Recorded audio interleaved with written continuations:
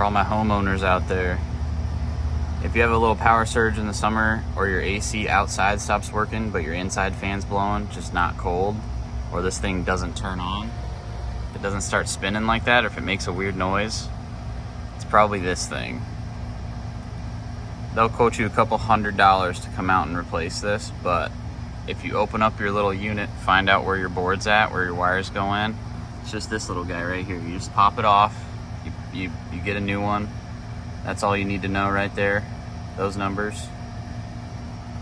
Call a local place or order one online if it's really hot and you need one same day. Just call around, see if someone will sell you one. I got this one for 40 bucks. They're normally 20 bucks.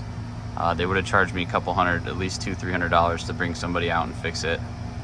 But if you see that it's not quite, it's hard to tell here, but it's not quite flat, that means it burst. Same with the top. See, they protrude outward a little bit, whereas this one, dead flat.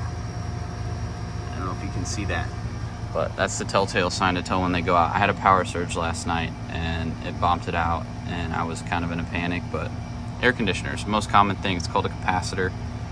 Check your model number or just open it up and get your number right there, and then buy a new one. Change it out. If it doesn't work, hit YouTube up, call a guy.